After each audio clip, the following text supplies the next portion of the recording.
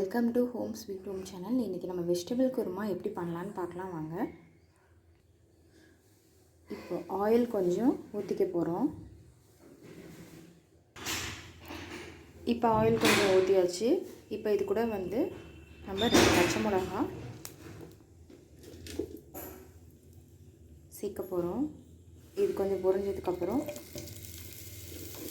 ஒரு onion cut பண்ணி வச்சுருக்கேன், மீடியம் சைஸ், அதை சேர்க்க போகிறோம்.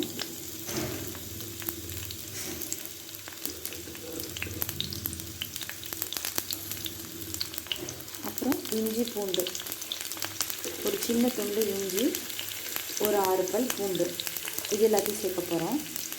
இது எல்லாம் நல்லா வதங்கட்டும். இப்போ இது நல்லா வதங்கட்டும்.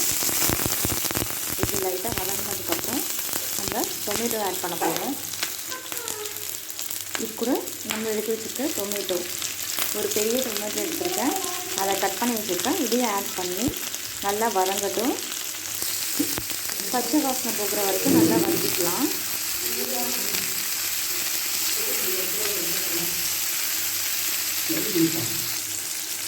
இப்போது தக்காளி நல்லா வதங்கிடுச்சு. கொஞ்சமாக கரம் மசாலா ஆட் பண்ணிக்கலாம். அதில்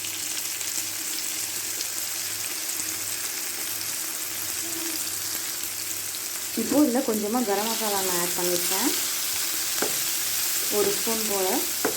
இது நல்லா வதங்கட்டும். குழம்பு மிளகாய் தூள் ஒரு 1/2 டீஸ்பூன் போல் போட்டுக்கலாம். இதையும் வதக்கிக்கலாம்.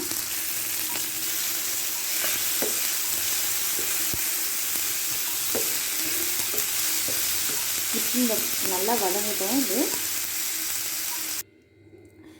இப்போது நம்ம வதக்கி வச்சுருக்க எல்லா பொருளையும் வந்து மிக்ஸி ஜாரில் சேர்த்துடலாம்.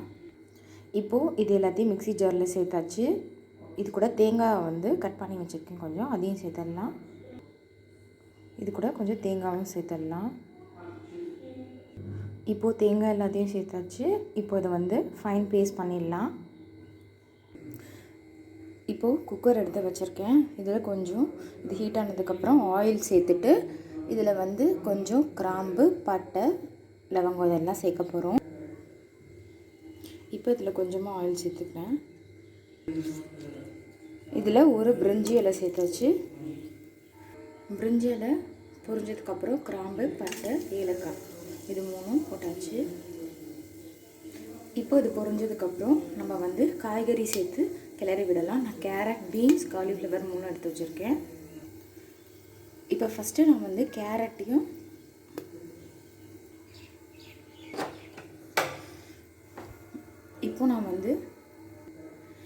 நான் கேரட்டையும் பட்டாணியும் இதில் சேர்க்க போகிறேன்.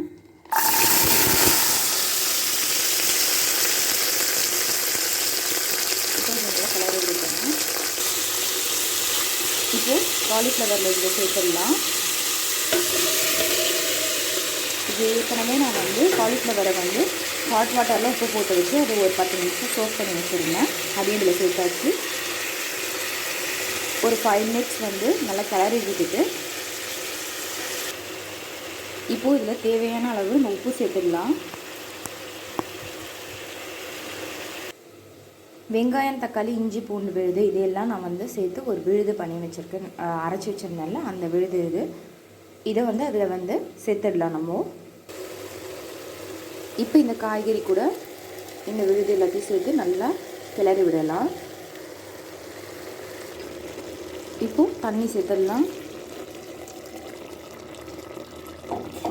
இது 2 விசில் விட்டு நம்ம இந்த கிரேவியை இறக்கிடலாம். இப்போ குக்கர் மூடி வச்சிடலாம். இப்போ நம்ம குக்கர் மூடி வச்சாச்சு. 2 விசில் விட்டு இதை இறக்கிக்கலாம். இப்போது நம்ம குக்கர் ஆஃப் பண்ணியாச்சு. இப்போ குக்கர் ஓப்பன் பண்ணிடலாம். நம்ம சுவையான வெஜிடபிள் குருமா வந்து தயாராகிடுச்சு. இப்போ இதை பவுலில் ட்ரான்ஸ்ஃபர் பண்ணி நான் காட்டுறேன். இப்போது நம்ம சுவையான வெஜிடபிள் குருமா வந்து ரெடி ஆகிடுச்சு. இது பவுலில் ட்ரான்ஸ்ஃபர் பண்ணியிருக்கேன். இது நம்ம டிஃபன் ஐட்டமோடையும் நல்லாயிருக்கும், சாதத்தோடையும் நல்லாயிருக்கும். நீங்களும் வீட்டில் செஞ்சு பாருங்கள். உங்களுக்கு இந்த ரெசிபி பிடிச்சிருந்தால் லைக் பண்ணுங்கள், ஷேர் பண்ணுங்கள். நம்ம சேனல் ஹோம் ஸ்வீட் ஹோம் சேனலை சப்ஸ்கிரைப் பண்ணுங்கள். தேங்க்யூ, பாய்.